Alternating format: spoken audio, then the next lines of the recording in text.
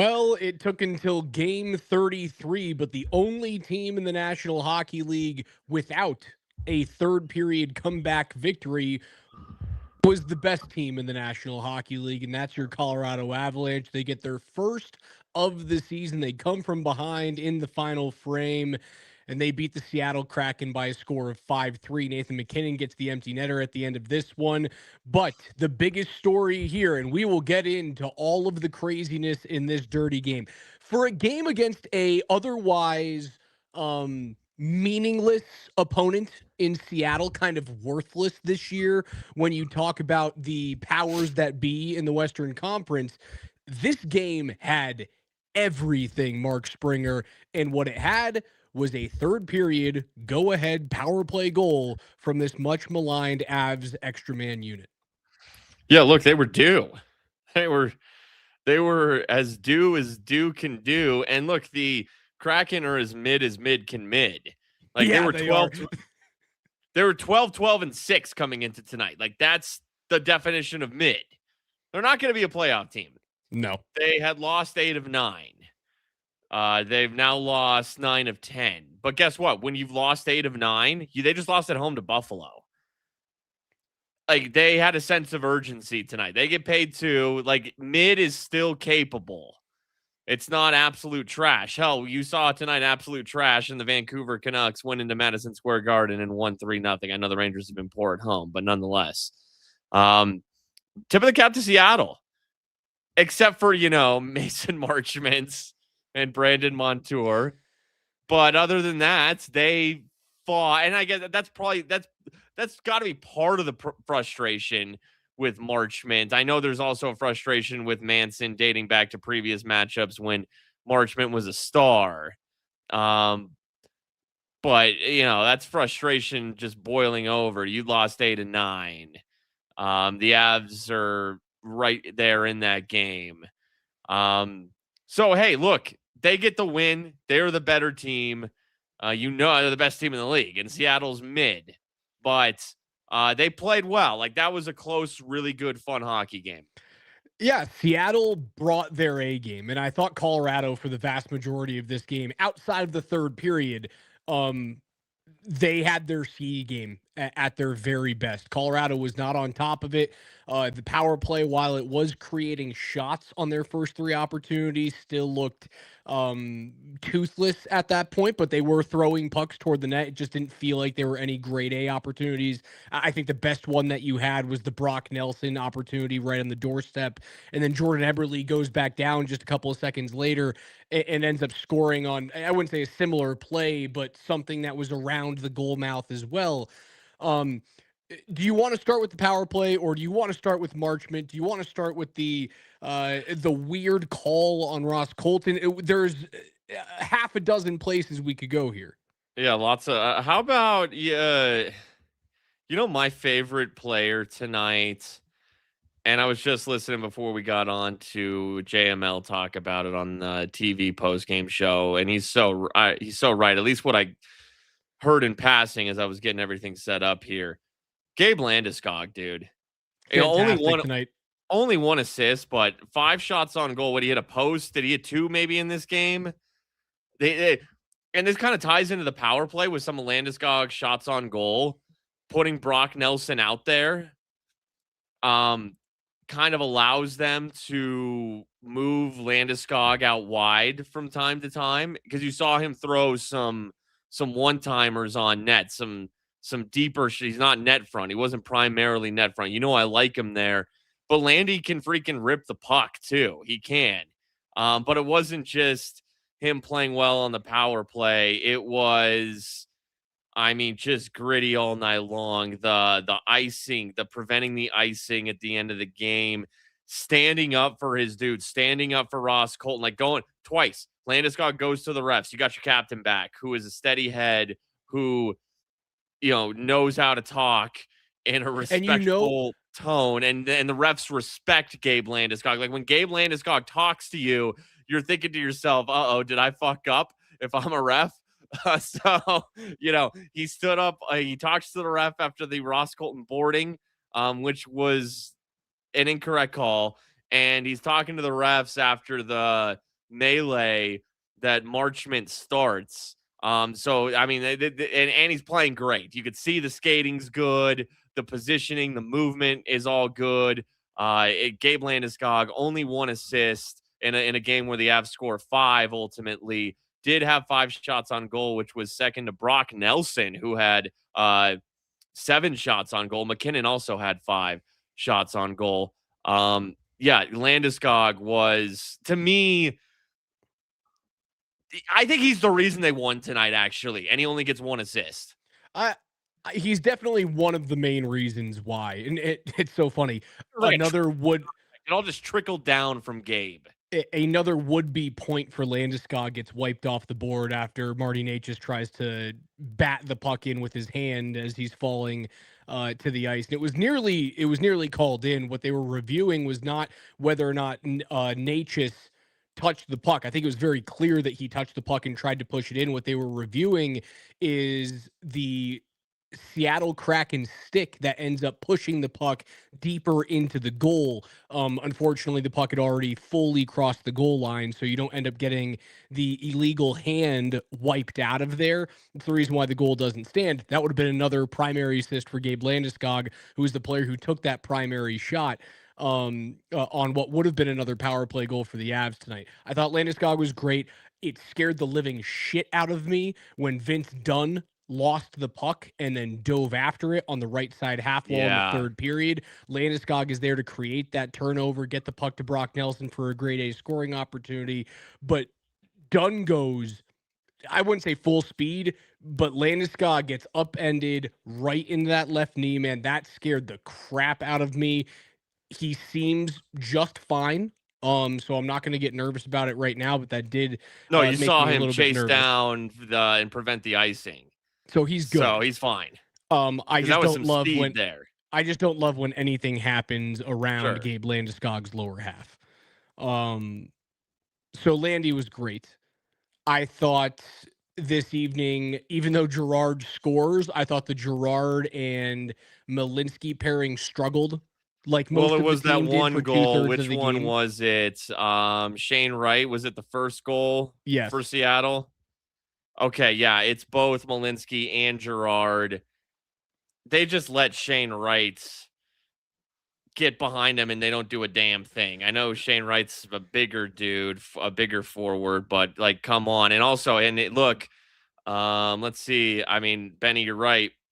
You know who was puck watching on that play? Gavin Brindley. Gavin Brindley's just standing there like, dude, you're actually the closest guy. Olofsson was kind of manned up marking his guy. Brindley was the lost forward who needs to crash down low on that defensive play. Not the look, he's a rookie. Yeah, it's not going to be perfect. Yeah. And again, most of the team was not good for 2/3 of this game.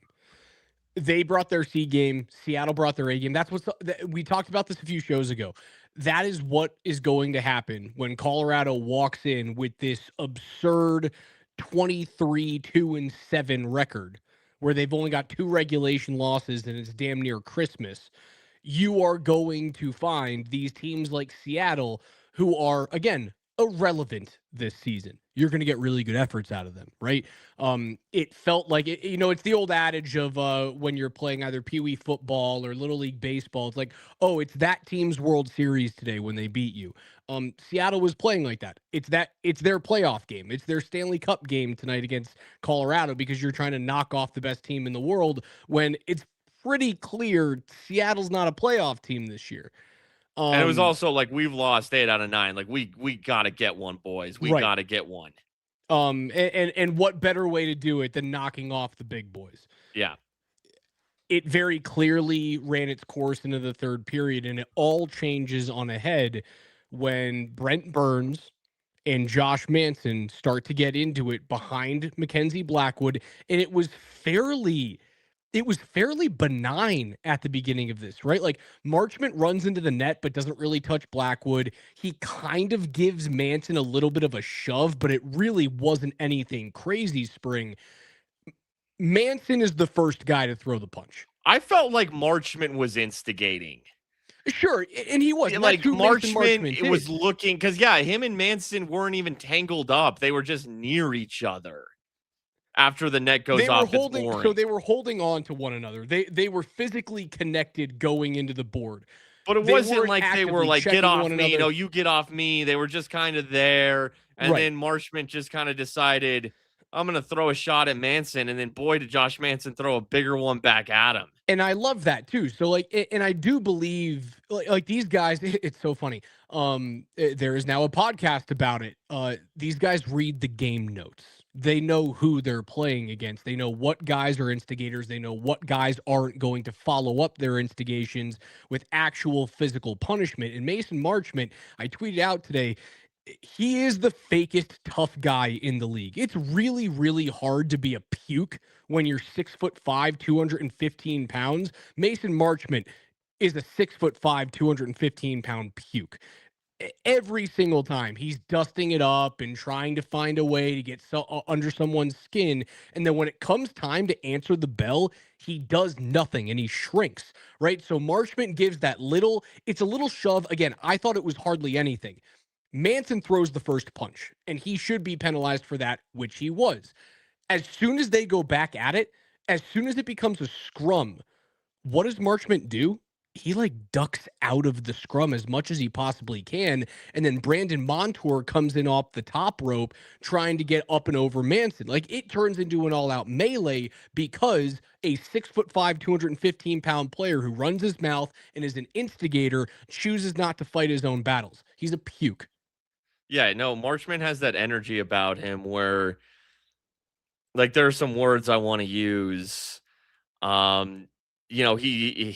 He just has that look on his face.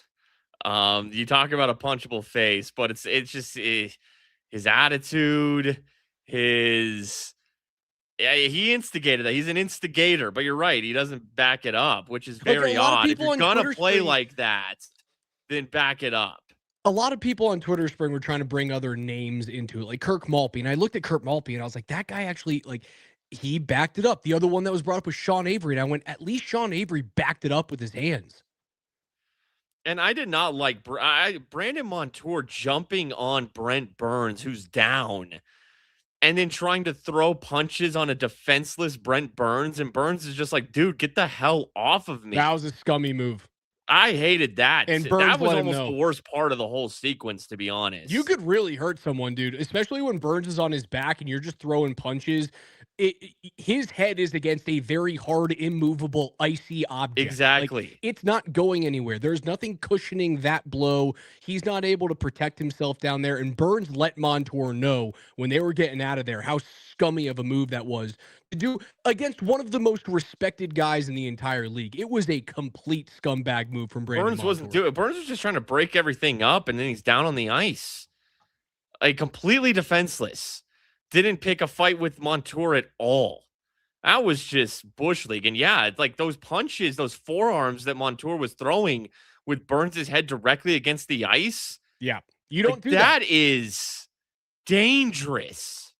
And players know that you don't do that. That is a unwritten rule that everyone knows. When they're down, you don't throw punches when guys are on the ice. You don't do it. Yeah. The fight's over. Unbelievable. That's getting in your own way when it had been a relatively clean game. And like I said, I know that there's, history between Marchment and the Avs, and that carries over from last year to now. When does this go down? This goes down 54 seconds into the third period. You're up by 1. Why would you tempt it? Look what happened. Look what the hockey gods did. Yep. Bam, bam, bam. And MacKinnon scoring off of Adam Larson's ass. That's how you know. It's a great point. It's a hockey god moment, Spring. Yeah. You know what it did? There are moments to choose fights in this game.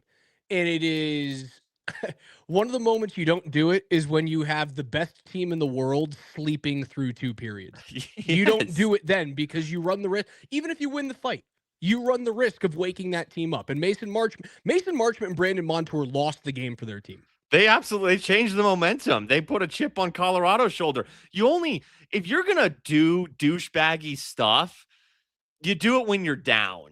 and you're trying to spark your team. You are up by 1 against the best team in the league. Baffling. It was Absolutely baffling move. Let's see here. The Ross Colton board, the board on Ross Colton, or Ross Colton called for boarding on Ryan Lindgren, former Av. Colton thinks that Lindgren's kind of just going straight line into the boards, and then at the last second, Lindgren decides to cut back to the left, to his right. And Ross is just not expecting that at the absolute last minute. It's a call that is based off the result of the play. I can understand why the referee calls it in that situation. There was a similar play. It was, it's funny, like a similar play happened right in front of the Avs bench early on in the game with Josh Manson when he put Marchment into the boards, where it was now the second play as an Av being the aggressor in contact, where a Seattle player went into the boards awkwardly. I can understand how the referee goes, well, we didn't call it then, we're going to call it now. Lindgren looks injured. When you go back at it, it's a bad call. Not only does he barely hit him, Lindgren does turn the wrong way at the last second, and Colton, he eases off, dude. Like, Colton he could have killed Ryan Lindgren if he wanted to. He could have Mikko Rantanen him. Could have killed him, and he eased off. And unfortunately, the referee didn't take that into effect when he put his hand up. Now, it's tough. Like, those calls are made within a half second, right? Sure. And I think Lyles was right in the intermission. They're reacting to the result. Like, you see this in football. Like, it might not be helmet to helmet or something, but if the dude's, down on the field for multiple seconds, you're just like, we got to throw a flag just because that's what they feel like they have to do. So when you see Lindgren go down, and yes, it was chest first into the boards. Granted, it was because he makes a split-second decision too late. I mean, honest, it's that now it's kind of like the quarterback deciding to slide like at the last possible second, like CJ Stroud and Chris Abrams drain. Is like, what do you want him to do? And then it's unfortunate that now, granted, it all works out in the end. That Chandler Stevenson scores on just a freaking, let me center this puck, and it goes off of Brent Burns' skate and in. And it's like, how come the Avs can't score power play goals like that? Avs don't get like any fluky, lucky power play goals until well, hey, look, you hit it. It wasn't a power play. It wasn't a power play goal. The MacKinnon goal is fluky, right? It goes off Larson's ass and into the net. But you put pucks on net, good things happen, I guess, for both sides, for any team. The power play goal that Nelson scores, I'm not going to call fluky, but you got to bounce, right? Like, it comes off the end board perfectly. Wasn't that like the last power play goal they got, that Cale Makar shot off the end boards? I can't remember. It's been so long since they scored. I know. I think that was a power play goal where Cale just shot it wide, but it bounced off the end boards and came back to the crease area, and they just stuffed it home. I could have sworn the last power play goal was Cale at the end of regulation with the goalie pulled. Oh, there was that too. And I'm not even sure if that Cale one was a power play that I'm referencing, but they have had success in the past few games of just shooting it hard off the end boards and getting a bounce in front. So I guess, yeah, I mean, the bounces do even out. They eventually do, right? And I thought it was just justice that the Avs got those bounces. I thought they were doing the right things on the power play, putting pucks to net. 1 for 4. We said it a couple of days ago, Spring, right? 1 for 4 is an improvement. That is a better percentage than what they have right now. So if you want to complain about the power play, do it some other night. You'll take 1 for 4 on 25% all day. All day. Right. Get to that clip.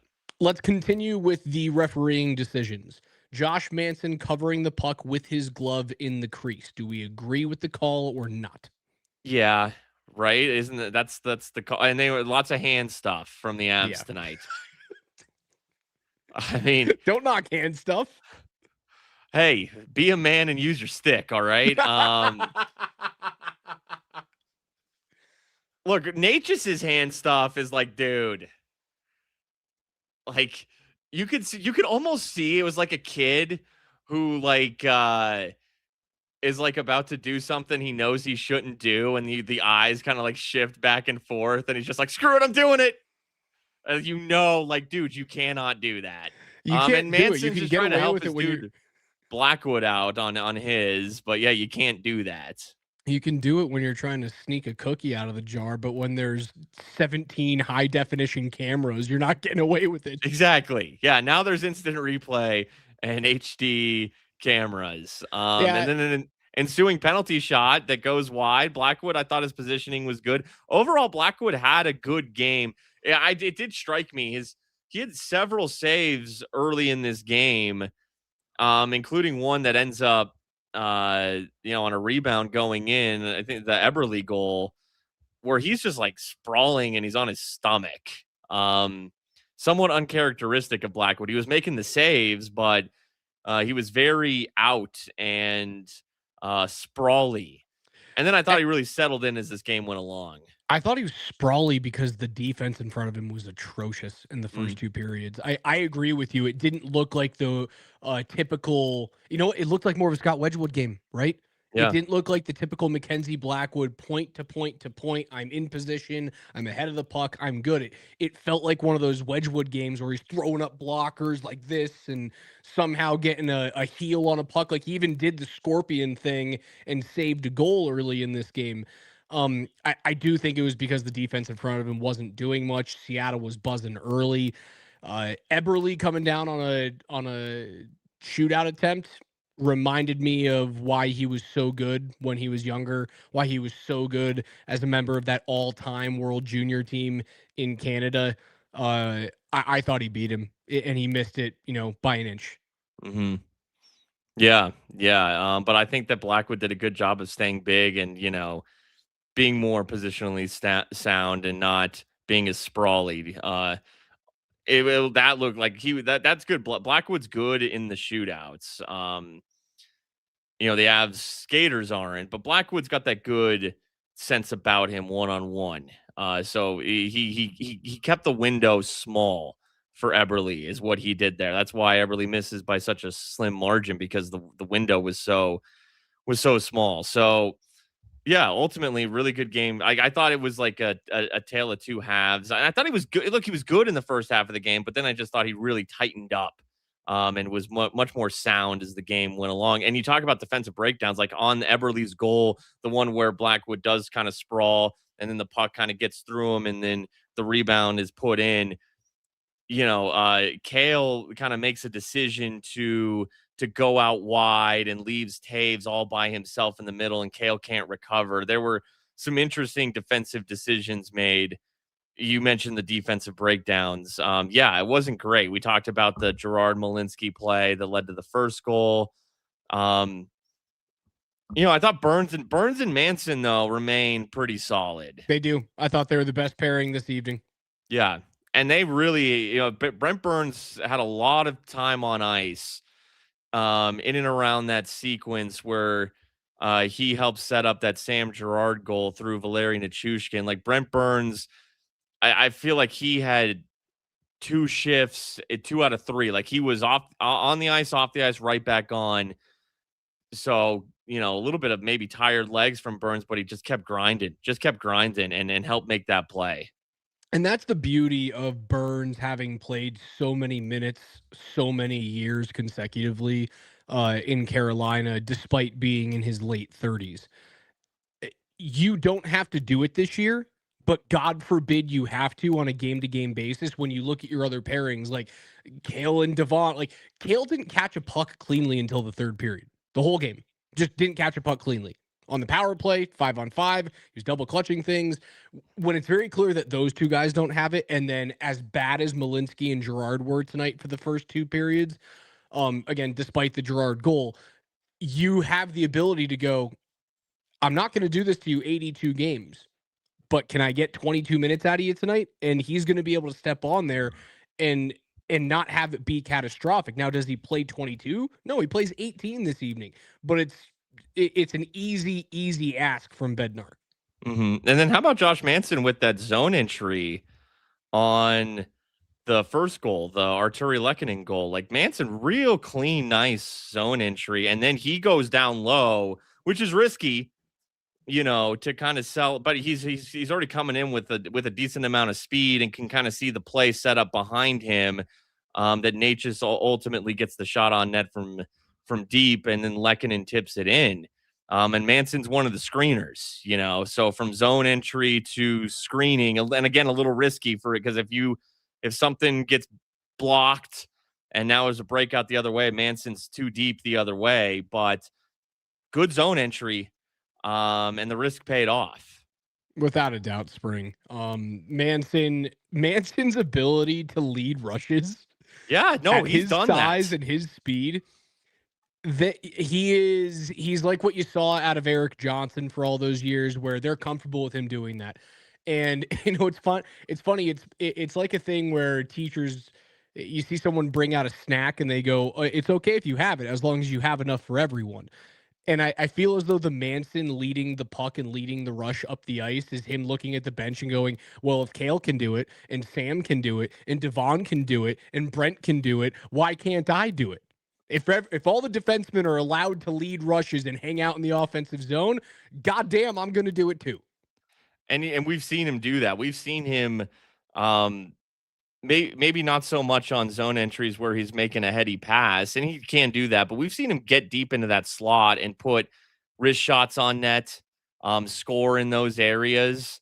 He's a more versatile player than he gets credit for, because he's looked at as the guy that is going to fight, or he's their more physical defenseman. Obviously Burns can do it. And then, man, I talk about these defensemen shooting, and that Gerard slap shot that he scores on, man, he doesn't have a great slap shot. Like, he put all of his might into that thing. And like, there are some D-men, when they rip that thing, it's like boom, like it zips off. That thing, and that was Sam giving every ounce of his strength into that shot. And it still just kind of floated. But guess what? There were bodies. Ross Colton sets a screen, and it gets in the right through. Spot. Yeah. No, I was happy with it. Again, it was something that I looked at. That pairing was so bad. Like, both Sam Gerard and Sam Malinsky were very bad in the first two periods, together, particularly. And then for him to score that is like, it was a. I hate to use this word because it's often overused and cliche. It was a microcosm of the game. Like, the Avs were so bad for the majority of this game, and it doesn't matter. Like, Gerard and Malinsky were bad for the first two periods of this game, and it turns out it didn't matter. That's how good the team is. That's how good the players are right now, is that you can overcome these bad performances, particularly when you're playing against teams that are going to be sitting between seeds 10 and 12 in your conference. Really, the whole the third D pair, really the whole bottom six wasn't great tonight. Really not much at all from the bottom six. Kiviranta takes a penalty late. No shots on goal from Colton or Drury. Jack Drury was kind of a complete ghost to me in this game. And obviously he's had a good season, but just overall, it just wasn't a bottom six night. Top six had to make some plays. They did. Last thought that I have, Kale getting booed still in Seattle. Gosh, Valeri Nichushkin's a good boy now. Like, that was a decade ago. Seattle doesn't have. Yep. That's like the most exciting history that's ever happened to the Seattle Kraken. You took the words out of my mouth. That was exactly what I was going to say. So, you know what? If you guys want to have that, have it. That's fine. Yep. That's their thing. It's a newer franchise. It's what they bonded over. It's literally the most exciting thing that's happened to that franchise. Yeah, it's so weird and like ironic that their most hated guy is the best person in the world. Like the nicest guy in the league. But hey, if that's their culture because they're newer and they're just going off of their recent experiences and what they know in their history, okay. Yeah, be my guest. I was starting to be irked by it early on, and then I remembered, I went, it's the only thing they've ever seen. Yes. It's okay. They can have this. Yeah. My thoughts exactly. But I'm generous this evening, Spring. No, I mean, even when they were losing, I still was thinking like, yeah, but like it's what they got. That's their All right. thing. Spring, a Okay. quick look around the league as all scores are now final before we get out of here late on a Tuesday evening. Avs won't play until Thursday when they host is it Thursday or Friday when they host Winnipeg? When's their next game? Friday. Friday. Okay, so that's the first of 3 straight divisional matchups for Colorado. They'll host Winnipeg, they'll see the Minnesota Wild and Quinn Hughes, and they'll also see Utah over the course of the next 3 games. So 3 divisional matchups. Winnipeg on the outside looking in right now on the playoff race. Just Minnesota, blew a game to obviously. Ottawa last night that they had, and then Ottawa's Yep, tied it up late, losing overtime. You got Minnesota on Sunday. that's a Like fun game. that's the one because Minnesota beats the Capitals are good, and Smoke the Minnesota beat them Caps. 5-0 tonight. So you go get Winnipeg, and then it sets up a big time Sunday matchup with the Wild. Any scores from tonight jump out at you other than that 5-0 Wild win? There were 4-point nights from Macklin Celebrini and Leon Draisaitl. A 3-point, it was either a 3 or 4-point night for McDavid as well. In the first game of Stuart Skinner versus Tristan Jarry against each other, they combined for 10 goals against. Yeah, no, that was the game that stood out to me tonight. I guess the bad goalie for bad goalie trade turns out that was a good game to bet the over in. Yeah. That was free right there. If you took a step back and thought about it. I guess Jari's like a tick better than Skinner, and the Oilers win the trade for the night, and I guess they win it overall, kind of. It was what stood out. Did you see at the end of this game? Edmonton wins, and they all celebrate right near Stuart Skinner's crease. Now with the Stuart Skinner's Penguins crease, and Stu had been on that team for years. Those are his boys. So nobody acknowledges him, which they shouldn't. But maybe you could just be like, "Hey, bud, like we do acknowledge your existence as a friend." It was awesome. He's just standing there watching his ex-teammates celebrate, almost as if he like kind of wanted to be included. So that wasn't at the end of the game. That was mid-game because that was mid-game. That was a hell of a celebration. It was Leon Draisaitl's 1,000th career point. Okay, so all of his teammates come out to celebrate with a longtime teammate of Stuart Skinner, and he just has to sit there like shoveling the snow out of his crease. It was the funniest thing that happened in sports tonight. Yeah, that was hilarious. That was just so funny to see Stuart just stand there right next to the dudes he played with like a week ago, and he played with for years. I'm so glad you brought that up. Yeah. So that was the best thing in the NHL tonight. Without a doubt. And the Avs winning and continuing their pace over Dallas. There's that too. Gotta have those. Both Dallas and Colorado will be off on Wednesday. The Stars back on the ice on Thursday evening as they travel to the San Jose Sharks. Again, Macklin Celebrini, 51 points. He scored a sick goal tonight. He had a little spinorama goal that was real nice. Turns out he's a good player. Yeah, turns out. But Nathan MacKinnon, with his 3-point effort tonight, jumps back above Connor McDavid. He now leads the league with 58 points. He also leads the league with his 2 goals this evening at 28. Morgan Geekie still scoring a bunch for Boston right now. But as we always expect, Connor McDavid has these stretches of like 2 weeks where you go, he's 12 points back. And then you look and he goes, Jesus Christ, where did you come from? It happened. Yeah. And it was inevitable. It's like Thanos snapping his finger. It's just inevitable, you know. And that was, what it was. That was my prediction. It's a 2-man race. But I think, with Nate's goal scoring, that's the edge, and also team success. Mm-hmm. And, for that Rocket Richard race, huge that Nate got 2 third-period goals. As we know with Alex Ovechkin, empty netters, they count all the same. So glad that Nate got the empty netter tonight. Without a doubt, Spring. All right, Avs 5-3 win. They come from behind for the first time all season in the third period. Now, every single NHL team has a third period come back to their name going into the middle of December. It's amazing that the Avs have waited this long, but I guess it's not as amazing when you look at how dominant they've been. They just don't trail. They have the puck the entire time, and they win hockey games, and they also don't lose in the third period. It's it's just a damn good hockey club right now, Spring. All right, we're going to be back on Friday night after the Avs take on the Winnipeg Jets at home in a Central Division collision. Spring, good to see you. And we appreciate all you guys for hanging out with us late here on a Tuesday night. Avs win. See you.